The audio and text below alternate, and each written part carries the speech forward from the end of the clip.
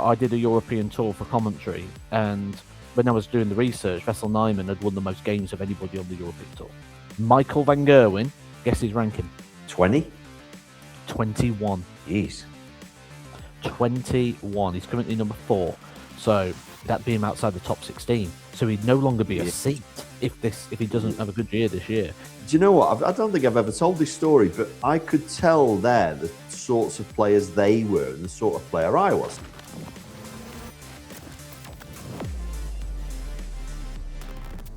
Hello and welcome back to the Mission Darts podcast, episode 84. Myself, Andy Cornwall, joined as always by Matthew Edgar, and the glare behind me is still there. I am going to fix that though, and I'll talk about that later. Matt, how are you? Not bad. Not bad at all. Things going quite swimmingly at the moment. So yeah, always had a bit of time off, haven't you? I think you managed a couple of hours one day to have a bit of time off. I did. I had a couple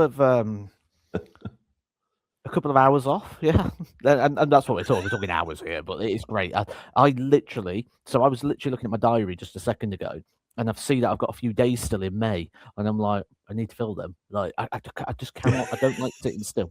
So if there's nothing on, I need to fill those days.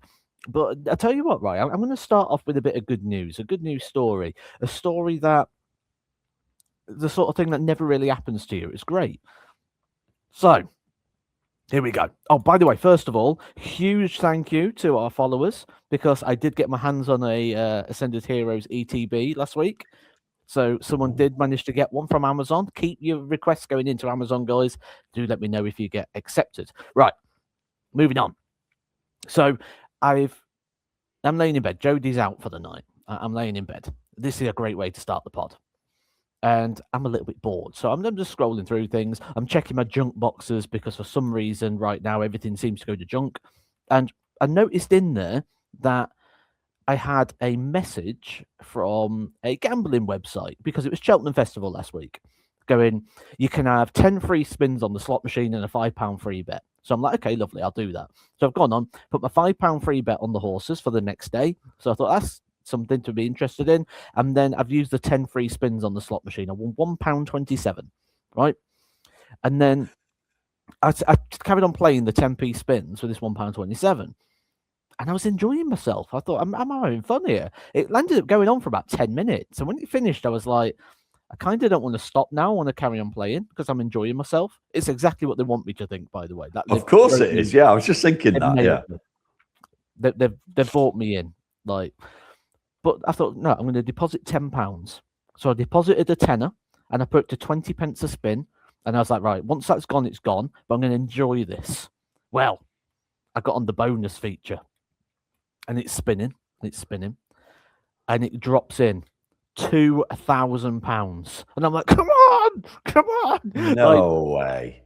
And then on times 57 wins, so every win is times 57 because the multiplier is running up, and I've got 10 free spins still to go. And I thought, here we go, like I'm going to be massive win here. I ended up getting another 120, but I ended up with that 2,120 quid. So I'm like, withdraw, game over, never playing ever again, never playing that game ever again. Take the money and run. And I spent it all on toys within about 45 minutes. Have they sent it you, Matt? Did they? Because I know in about 5 minutes. Wow. It was instant. Just bang, there it is. I went straight on eBay. I spent 572 quid within about 3 minutes of it hitting the bank account. So, yeah. Wow. So that's it worked out quite well. I had a great day. Yeah. So Jodie came home and went, what have you been doing? You had nothing, just... No, I rang her straight away. She was out. And I'm like, you won't guess what just happened. And not only that, because I'm a gentleman and I'm a great boyfriend, I've treated her. I'm taking her out for the night. I'm taking her out on Saturday. We're going out for the night. Toby Carvery. We're going to Skegness. I've got a hotel booked. Yeah. With breakfast. And I'm going to take her for a burger meal because we like a burger meal up in Skegness with onion rings, the works. So you've clearly upgraded the hotel. You've got a suite, swimming pool. No, we're stopping in. seaside, isn't it? Like, but we were going to Skegness for the day, and we're going to have a day and night in Skegness. I'm going to take her out for a burger meal in the arcade, watch the football, have a bucket of VKs. Like, we're going to have a nice little evening. That sounds right up your street. So I'm sure you'll have a fantastic time. Well, I suppose we should talk some darts, really. It's a great story, though, to start. I like that. A nice success story. I like that.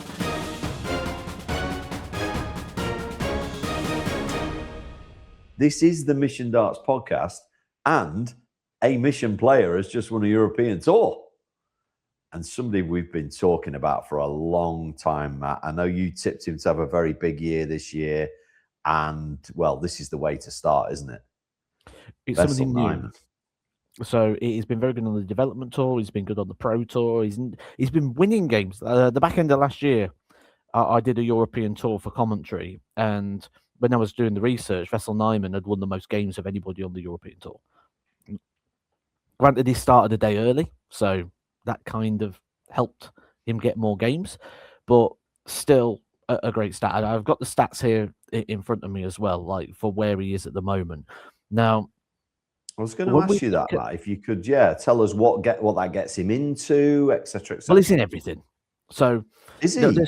There's two places to look at here with this. His TV form last year dropped, so his TV average dropped down 2 points, but he was still averaging 95 on the TV, which is great. Just wasn't picking up those wins. Yeah. He's solid. Players' Championship events over the last 3 years, 97, 96, 96. So really good sort of level. European Tour average for this year already is at 100.03, up 6 points from 94 of last year. So he's improving still. I think that's the key here. He is still getting better. And when we look at what he's doing now in regards to being full-time with darts, he's got more time to apply to this. He's got more time to be ready. So I think we're going to get this become more consistent. Now, if I was to put the averages into rankings, Wessel Nyman is number 13 in the world. Right now in the rankings, he is number 20, which means he is performing better than his ranking. So that suggests he's going to go into the top 16. Now, not only that, but Wessel is defending around about £95,000 for the rest of the year, of which the majority that will be defended just by attending big events. So he'll win 1 or 2 matches in those, and that's him covered. So all the European tours are profit, all the pro tours are profit, and any runs he has on TVs are all profit on top of his rankings. So when you look ahead of him, you've got Ross Smith, who's defending good money, Danny Noppert, Stephen Bunting, and Michael van Gerwen. There are 4 players above him who, with the defending money, sort of go below him. So it's almost inevitable that at some point this year, Wessel Nyman will go in the top 16. It's just when. It's not a matter of if he does. It's a pretty much certainty that he does, unless those 4 players, for example, go on to win things, because Wessel's going to keep adding on top of his prize money as well. So he's in a very he will be in the top 16. And we know that players over the years have struggled on TV. They've been very good on the floor, but struggled on TV. Wessel's now got used to it, clearly. You know, it's taken him a while, but he's now put it. We know how good his floor form has been for 2 years. But if he now takes that form onto TV, which he did this week with 5 out of 6 games over 100 average, that takes some doing. That's Littler-esque. If he continues that form, Matt, which we know he can, you made a great point. He's now full-time. What a difference. And he mentioned that in his interview afterwards. He said, I'm now full-time. It's making a difference. What could we be talking about this time next year? Is it beyond the realms we could be talking top 10? So I'm looking at the moment of the post-World Championships order of merit, which is basically you take everything off the players and you start at that. So all the defending money they've got comes off, and it's literally just what you do, what you perform from this point. So that has Wessel projected at number 13 right now. So 13th in the rankings, which I think he will go higher than that. The odds compilers always give him a very good shout in regards to what they think is going to happen. He's joint sixth favourite alongside Gary Anderson to win the World Championship this year. He's got to put. Bookies don't get things wrong that often, so surely he's going to get them right at some point. But one thing I am finding really interesting. Listen to this, right? Post-World Championships, as things stand, this is before they've gone and achieved this year. Then what they do this year goes on top. Michael van Gerwen, guess his ranking. It's like an early quiz. Yeah, well, he's defending the runner-up, isn't he? So 20? 21. Jeez. 21. He's currently number 4. So that'd be him outside the top 16. So he'd no longer be a seat if he doesn't have a good year this year. Right, let's pick some more. This is fun actually because there's some crazy names. I think he will have a good year. I fancy Michael to stay up there. I think he's sorted home life out and his throw's looking good. If he stays injury free, I think he'll be okay. Peter Wright. Oof. What, 35? Spot on. Oh. People are getting in the comments now going, no, you rehearsed that. There's no way Andy's got that. Michael Smith. Yeah. Oh, blimey. 37? 37. What? Yeah. There's no way I've just got them two right. Coming this week, guys. That's it for the Mission Darts podcast. There's no way. There's no... Right. Jan van Veen. Oh, he's going to be 2. 2? Yeah. That was an easy one, really, because he's already 3, so... Yeah, I just wanted to give you the hat trick. So that's... Okay, so go on, give me one more, because I can't keep getting them right, otherwise I don't even know. Wessel Nyman. You just told me, didn't you? 13. Yeah, I was just seeing if you listened. Like, you normally forget things like that really easy. I always listen, mate. I was just seeing if you forgot. Ask me tomorrow. I'll be like, he's not even a top 20. What are you talking about? But yeah. James Wade. Oh, yeah. No, that's tough. I can't even think what he's defense. I'm going to go 10. 6. There we go. We're back to normal. Okay. Right. Okay, we're back to normal. But I've got something to tell you, actually, darts related. So yesterday, I was doing some coaching sessions. And I had like 30 minutes between sessions where I weren't doing anything. So as I do, I've got to fill that time. And I went on a TikTok live. And I did a 28-minute TikTok live. And I was just throwing and chatting, right? And someone said, oh, your darts are quite thin, aren't they? And I said, yeah, it's great for hitting 180s. And they were like, go on then, hit a 180. And then I did, right? Hit a 180, right? The next throw? Yeah. The next throw after that, I hit another 180. And everyone's like, oh, go for the 141, go for the 141. And I said, I don't do that. I said, because to me, that's not a 9-darter. That's 2 180s and a 141. I'd like to see how many 180s I can hit. I hit a third 180. Right? Wow. Next throw, first one, treble 20 right on the bottom wire. I thought, here we go again. And I missed dart 11. So I got 10 treble 20s in a row, 3 180s and a treble. I'm trying to clip it. I'm trying to get the clip off of the TikTok live. So I was going to send it. You're like, look at this. He's still got That'd be unbelievable. I once heard when I was on the Pro Tour, I once heard that somebody was practicing with Phil and Phil hit 8 back to back. And I was like, that's impossible. You can't hit 8 1-8. But then I thought, hang on a minute, it's Phil. Anything's possible. But yeah, I think once I might have hit. Have you really? I've done 5 before. Yeah, I've never done 5. I was not a big 180 hitter though. I was a ton machine, but I think I've done 3.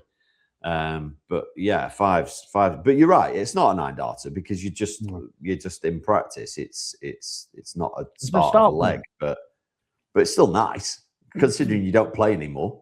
Yeah, it's still nice to do, isn't it? Interesting. You mentioned James Wade. Can you answer this question for me, Matt? Would he be, it's just come to my head, would he be the player that's gone in and out of the top 10 more than anybody else? Because it feels like every year he'll drop out and then the year after he comes back in. Well, he's had the most longevity of anybody else, so you'd imagine so.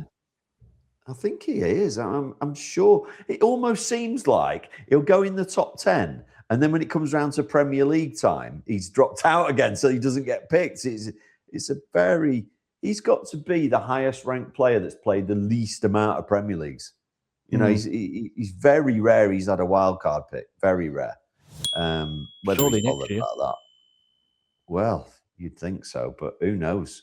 Who knows what can happen between now and again? 29% this year of his prize money. So the way he's playing, you'd imagine he'd do that. It's not beyond the realms that Wessel could get in it. I mean, it's a long, long way to go, and it's very, very early to make a prediction like that. I'm just looking at how he played at the weekend. I thought Gerwyn Price would be a step too far, and he beat him like he was beating me. It was fantastic to watch. He didn't look under any pressure, just threw his darts. And I'm thinking, is this, you know, we famously remember Johnny Clayton worked for a long time, and while he was a professional player, and now he doesn't. Look how consistent he is. You know, maybe this is a shout out to the guys that are still trying to do both, and go, look what you can do if you actually. I know it didn't work for you, did it? You kind of liked it a bit, yeah. You liked it better working, didn't you, and playing? Well, I'll tell you what my problem is as well. Some of my problem comes just out of how I'm wired. Like, I'm just wired in a weird way. And by that, I mean, like, we've talked about this between ourselves, but I might as well share this with the listeners. If I've got a meeting at 3 o'clock in the afternoon, and that's all I've got, just one meeting at 3 o'clock in the afternoon, my day is ruined. I cannot do anything. I can't go anywhere. I can't do anything. I end up staying in bed late because I'm like, I can't, there's no point. I've got a meeting at 3. Like, and then it's like the missus is like, well, you need to get your hair cut, don't you? I need to get your hair. Can't. I've got a meeting at 3. That's 9 o'clock in the morning. Well, no, meeting at 3. Can't go anywhere. Can't do anything. It's a 10-minute video call, Matt. You'll be fine. No, no, not doing it. I can't do anything. My day's ruined. If I have that meeting at 9 o'clock in the morning, lovely. Let's crack on today. You got loads of time. It's a fantastic day. Yeah, I agree. Same. And that's what I struggled with just having darts in my world, because it was like, I'm meeting Kev Painter for a practice at 4 o'clock. Right, can't do anything. Like, that's it. My whole day's ruined. I've got a meeting Kev at 4. I can't go anywhere till. And you're just watching. Like, okay, I've got 4 hours to go now. 4 hours, like, and. Were you good at putting the hours in, Matt, or not? Were you good at doing like a 3-hour session, or no?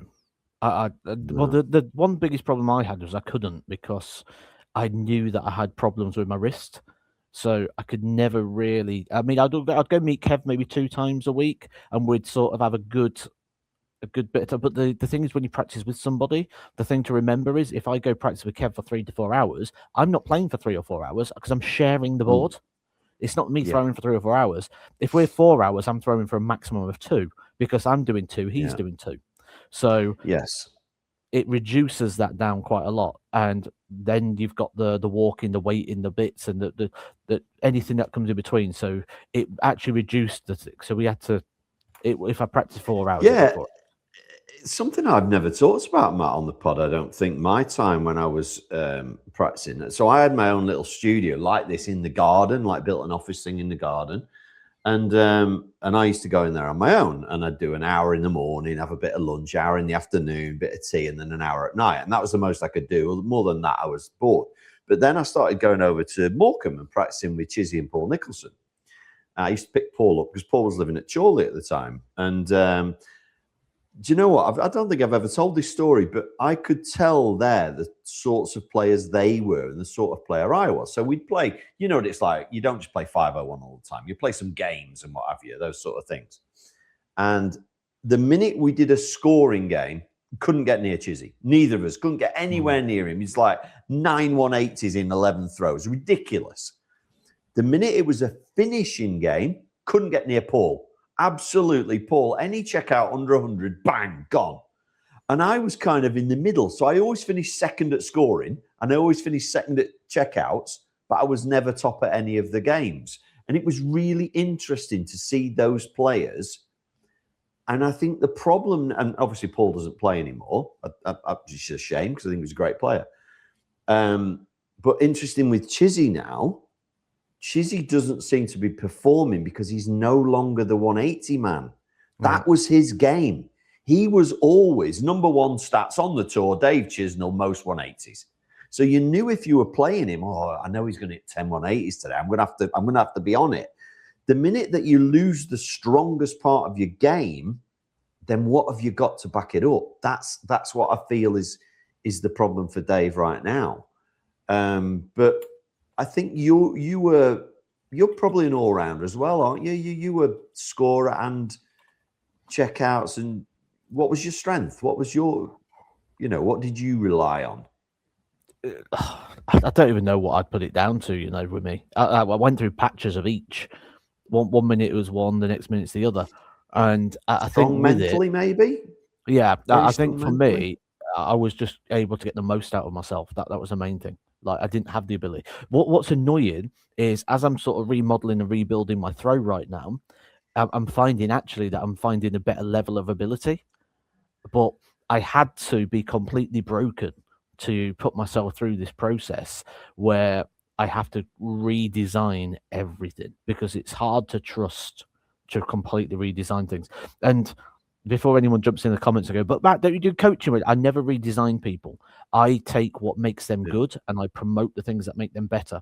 So where you grip the dart will tell me how the dart should fly, how fast it should go, all these different, how the arc of the dart should be. And what I do is I look for where you've complicated or you've mixed throws up, where you think you do this throw and you've actually putting 2 throws into one or 3 throws into one, and we simplify things. But yeah, when I'm looking here at Chizzy, seasonal stats 91, yearly stats 91.63. That's more like 45 to 50 sort of mark now in the rankings. Yeah, that's not going to do it, is it? Not when we've just said Wessel's at 95. Chizzy's now 23rd, defending 58% of his money, of which I don't believe he's in any of the majors. Well, he's in the Worlds, but other than that, well, he's outside the match play. And he was always a good floor player. He was always a Pro Tour winner. He's just inside the Grand Prix at the minute. So it's interesting because he's lost a lot of weight. Everybody's probably seen the picture of him already, looking like he's wearing a tent, which is his normal dart shirt, but he's lost that much weight. Yeah, spare Pieke. Whether he comes back from that, whether he comes back from that stronger, in better health and rebuilds, time will tell. He's not an old guy yet. He's not a 50-year-old, is he? I don't know how old he is, but I'd be guessing he's 40.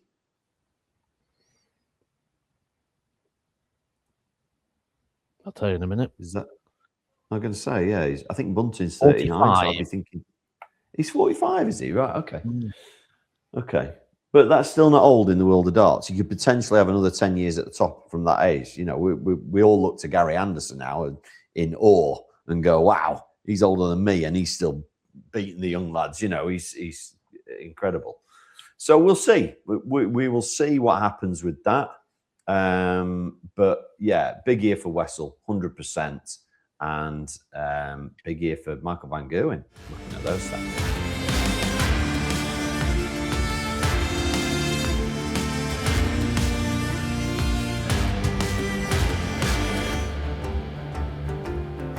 Matt, I wanted to talk about the new Mission products which we've launched, and I'm a bit surprised by the Katana.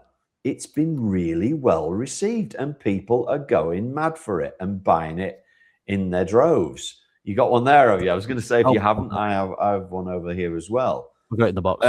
Of course, yours is in the box. I'll grab mine off mine's not in the box. Let me grab mine. The Katana Unana. People, yeah. Katana Unana. Unana. Yeah, I don't think people are tuning in for our singing, Matt, are they? But Matt's showing the box and Andy's showing the actual dart. So what you will see from this, and apologies to our audio listeners, you can have a look at it later, is that the scallop is at the front. Now, that's super unusual.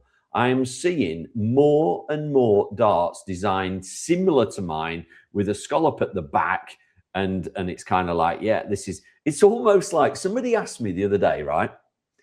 Can you not design a dart where it makes you hold it in the correct place? I was like, well, no, because that's different for everybody. Well, yeah, it's personal. But this with a scallop at the front, that's unusual. That's super unusual.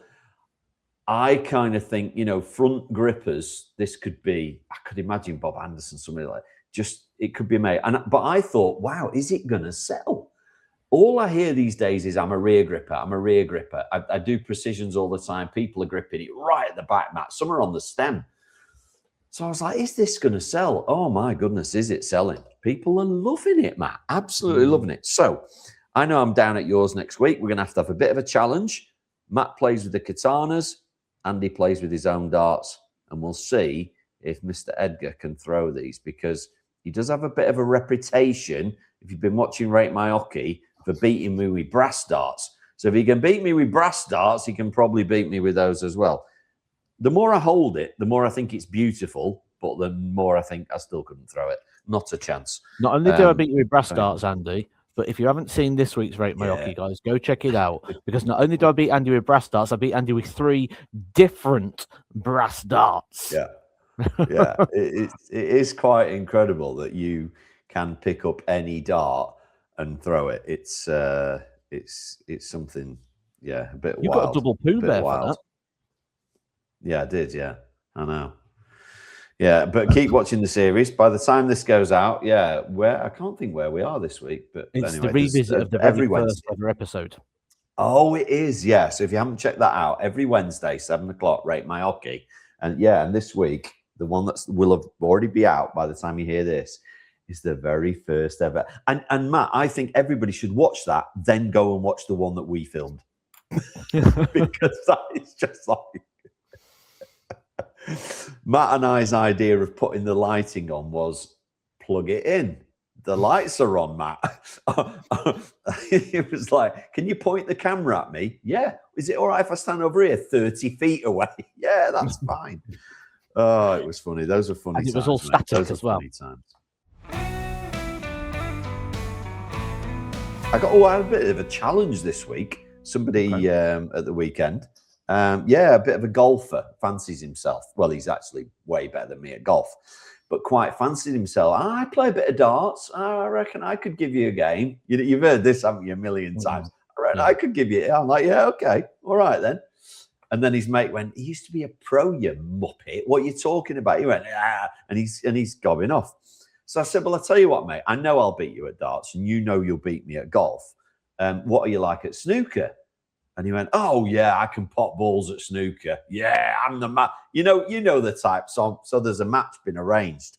3 legs of darts, 3 holes of golf, and 3 frames of snooker. Bit of a money game. And he's got no chance. Absolutely. I might as well give him the golf, but he's got no chance at the other 2. So I'll let you know how I go on with that. But, Matt, I believe you need a new laptop. Yeah. Changing the subject massively. You won't have seen this because you're not in the Apple world that I live in, but Apple have released a MacBook laptop for 600 quid. Never been seen before from Apple. It's normally 1-2 grand. They've released a new laptop for 600 quid. It's so cheap, I've had to order one. So I've got one on order. So when I get that, I'm going to show it you. I think that could be your new laptop. Do you think I'm paying 600 quid on a laptop? There was me thinking that was cheap. Matt's going, 600? Isn't that 3 laptops? What's he talking about? 600 quid for a laptop? No, but tonight you'll go and buy a wrestling figure from the 80s for 600 quid, and that'll be fine. That's not a problem. But a working laptop that would actually replace your laptop that doesn't work, 600 quid, I'm not paying that. It does work sometimes.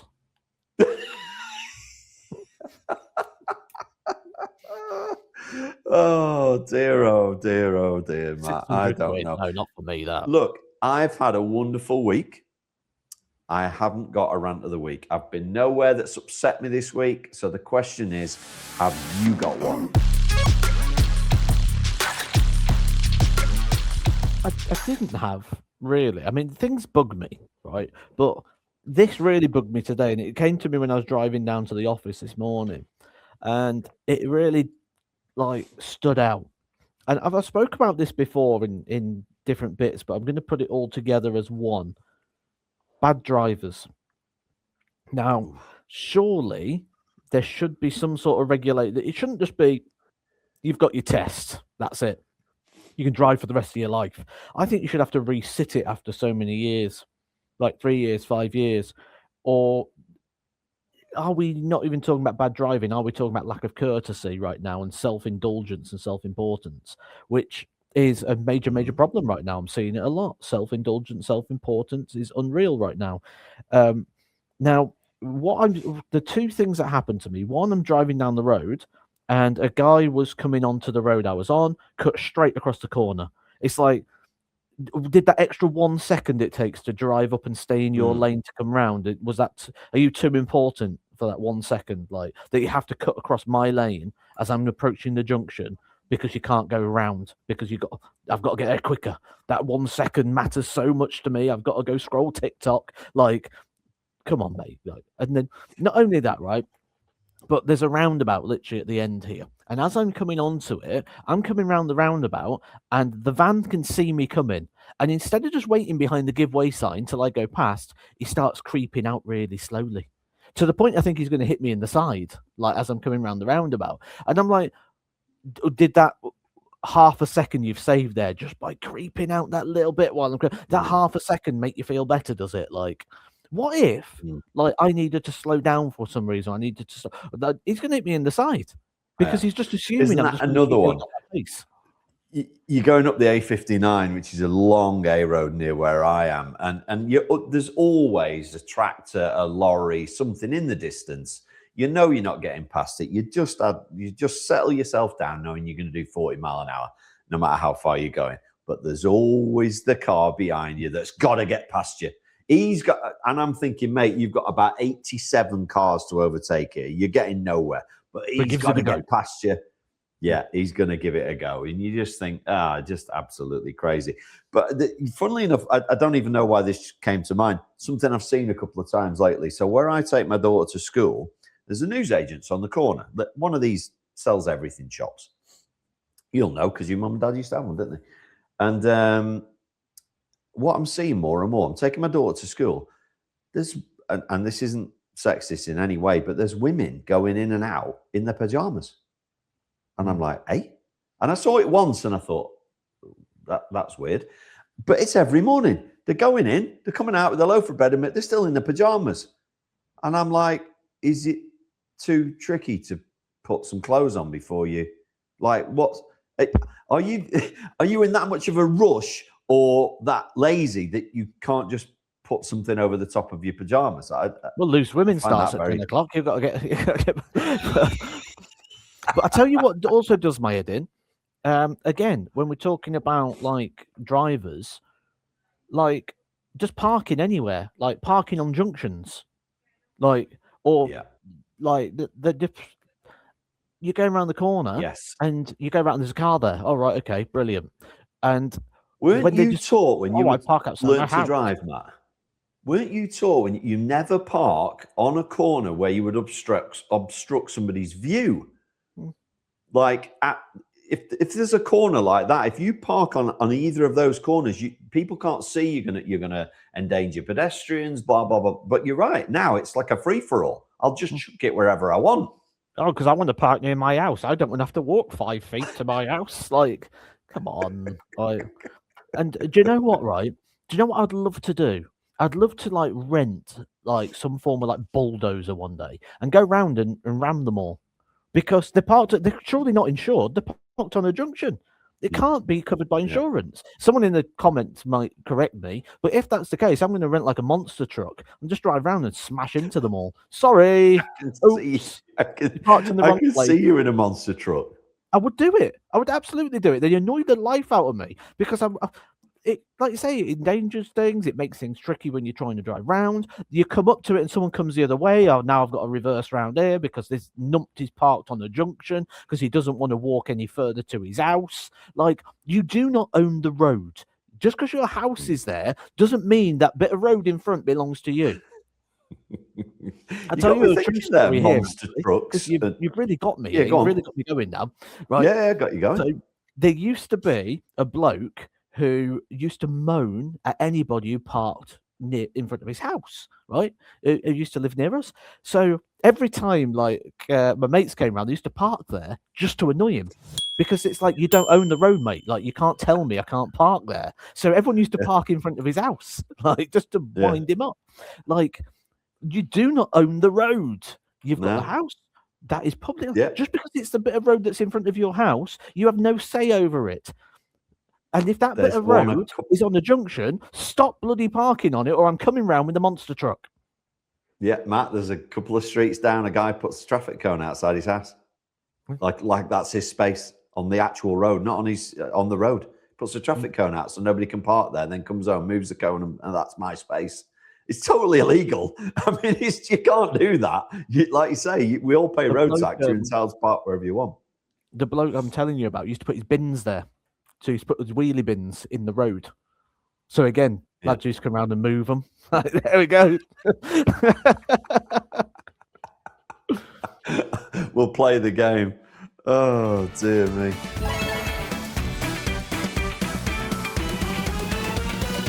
Matthew, I've finally prepared a quiz for you. It's a proper quiz, and I'm going to be very surprised if you get it correct. So, can I just point out, this is once again, ladies and gentlemen, an Andy Cornwallism, where, like last week when he says, I've watched so much of the UK Open, there isn't a stage 2 anymore. Yes, there is, Andy. Like, if you've watched so much of the UK Open, you should have seen stage 2. And this is the same thing. I've finally prepared a quiz for you. You mean just like the one you did last week as well, yeah? Like, yeah, but like this is what I have to deal with. Yeah, this is a proper one. This feels proper. This is like a play along at home. Will Matt get it correct? And it's interesting at the same time.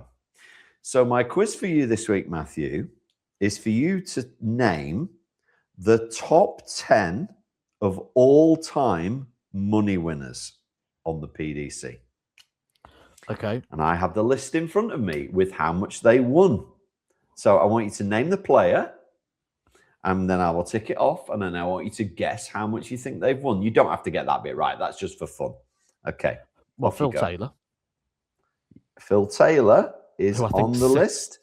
Is he second? He is second on the list. How much do you think he earned in career prize money? It wasn't as much as people think. It was something like, was it 8 mil or 10 mil? Something like that. That's a really good guess. It was 7.7 mil. That's a really good start, Matt. And yeah, I'm going to give you 10 out of 10 for that. So you've got Phil. He's number 2. Okay, next one. Van Gerwen. Correct. He is number 1. What do you think his career prize money is? He was about, is he about 11? So he was 12 million. So another good guess. Now, don't be looking at your screen, otherwise people will think you're looking at the answers. Look at me. Look me in the eyes.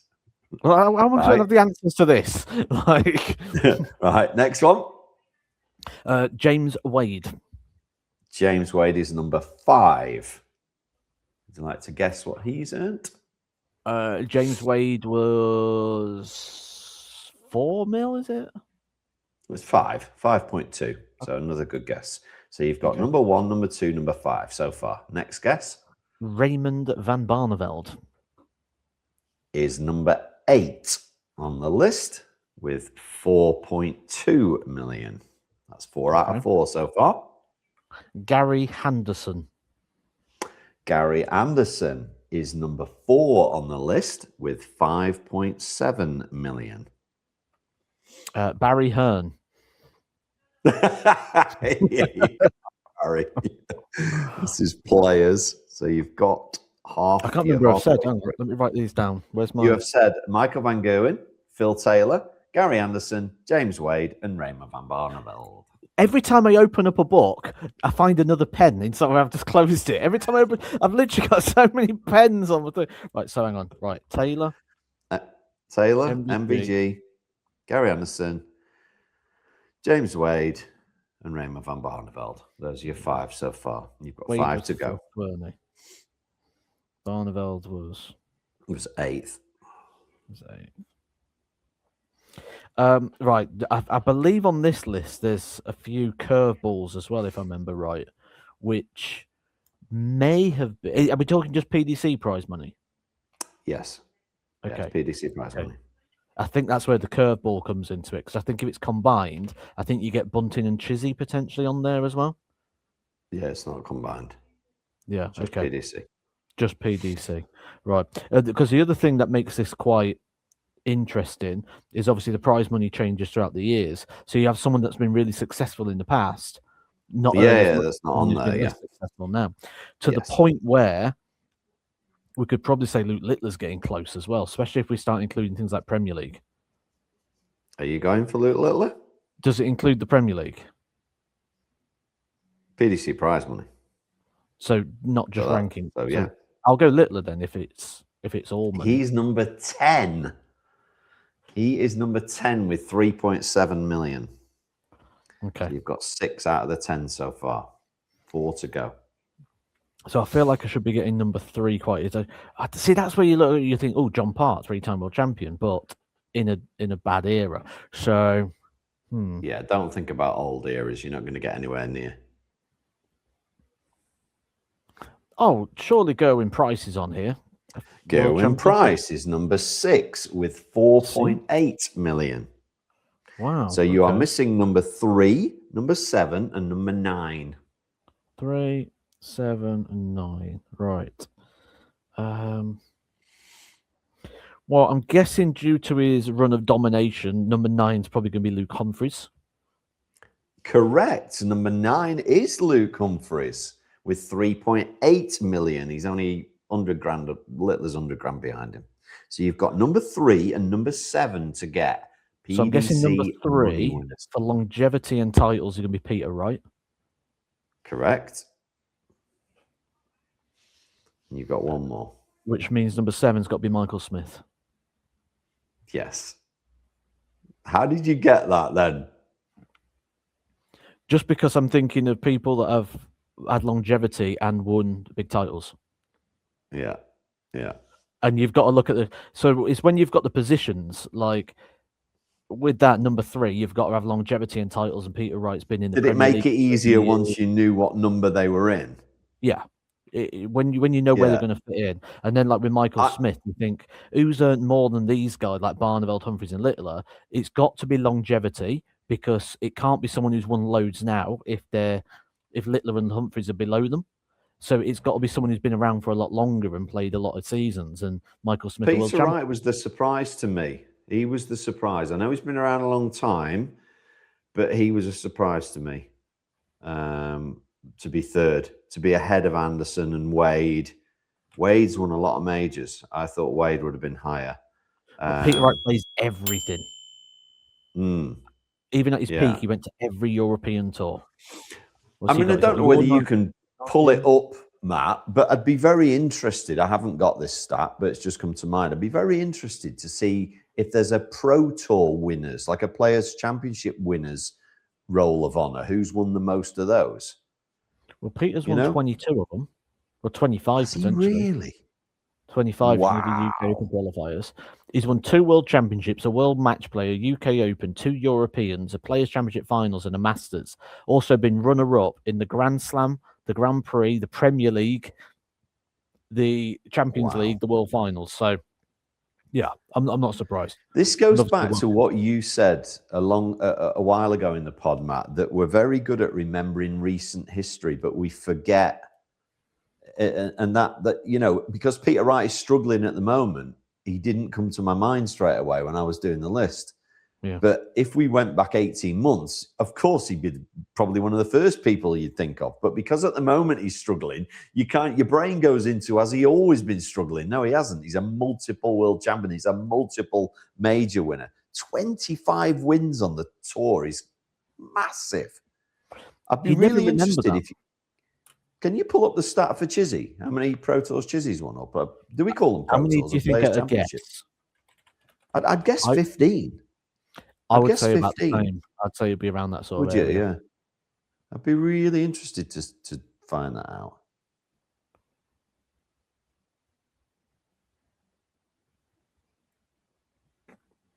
18.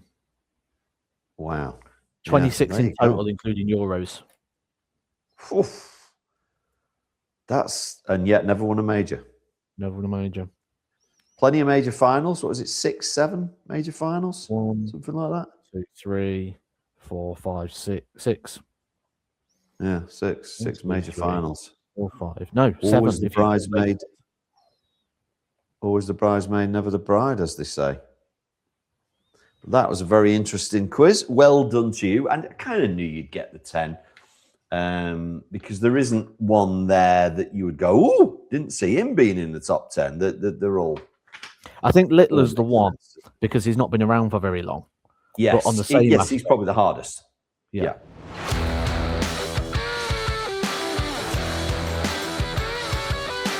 All right, so let's get on to some comments and emails, Matt, this week. There's an extremely long one here, which I need to dissect. But I thought we'd kick off with this one, which is an email from Ali Crawford.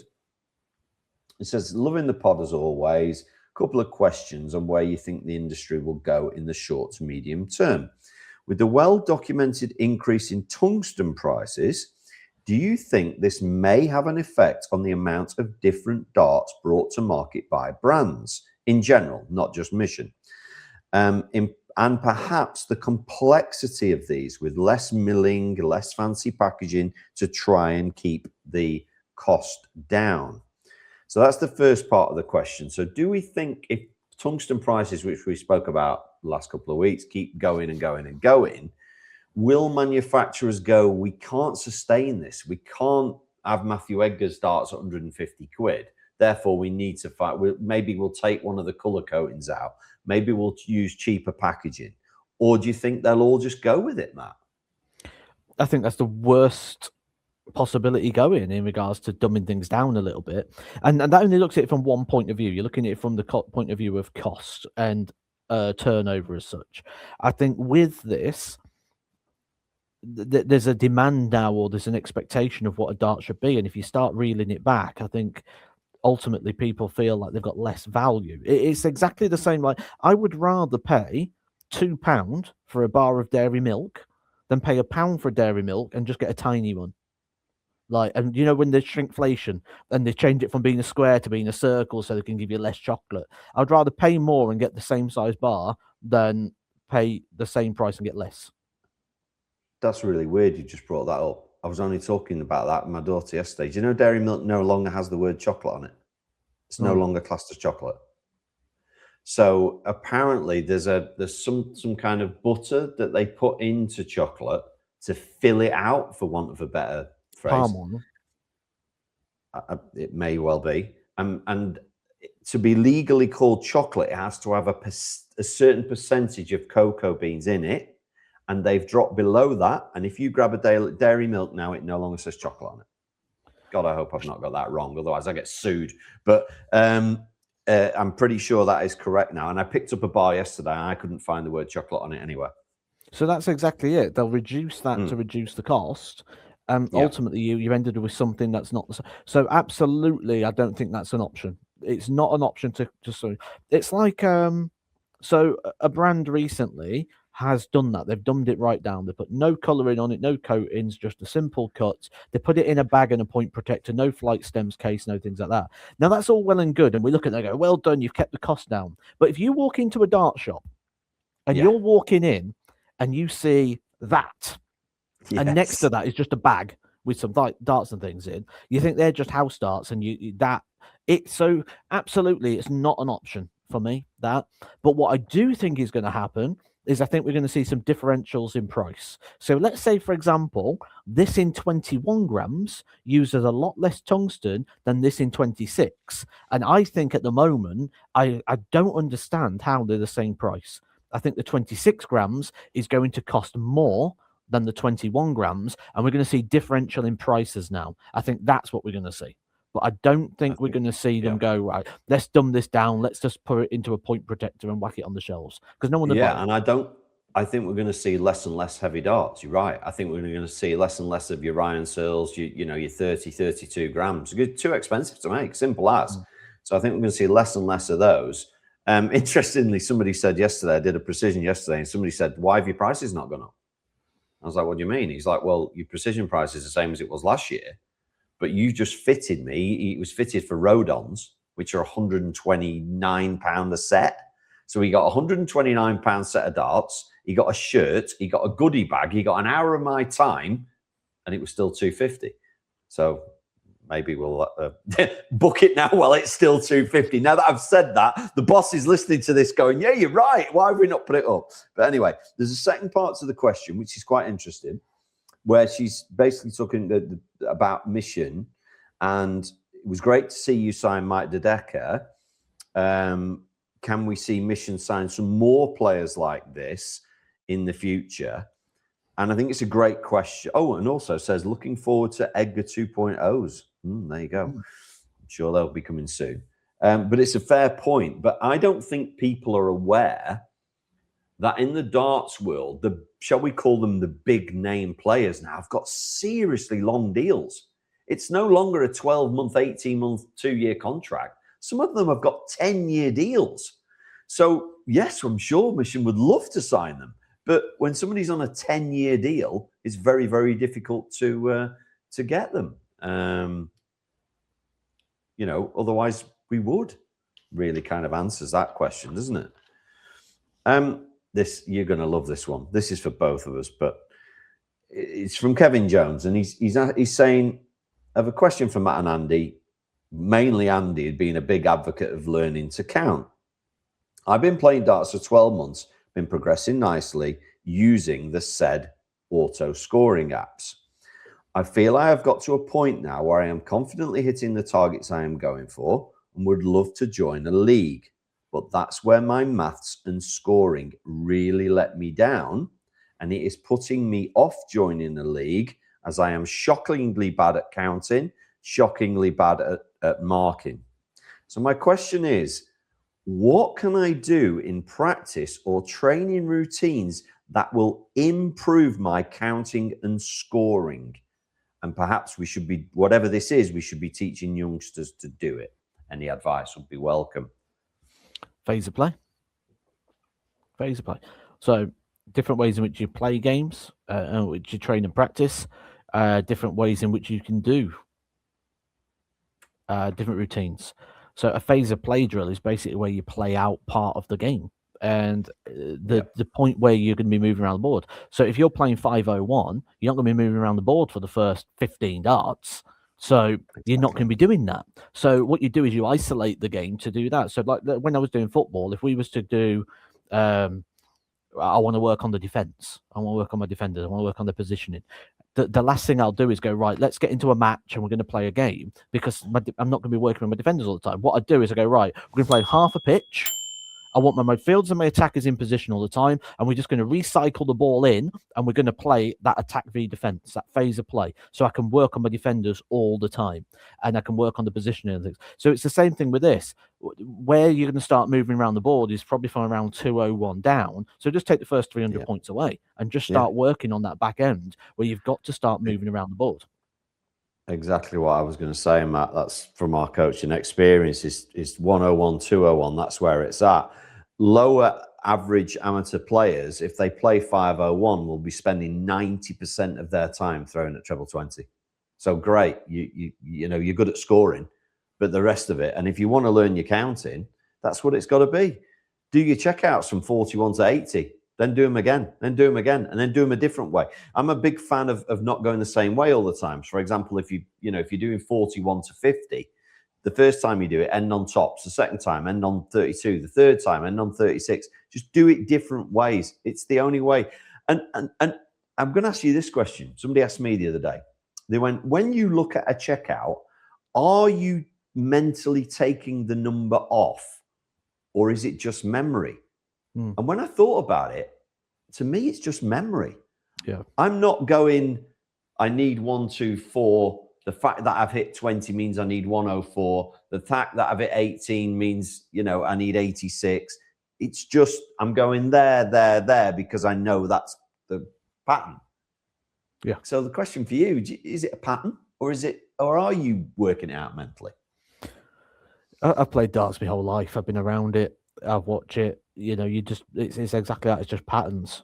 That's purely all it is. You never knew the numbers. Not a chance. Yeah. Yeah. So I think the advice there from both of us is play more 101 and 201. It has to help with your counting, and don't ignore it. A lot of people go, I can't mark.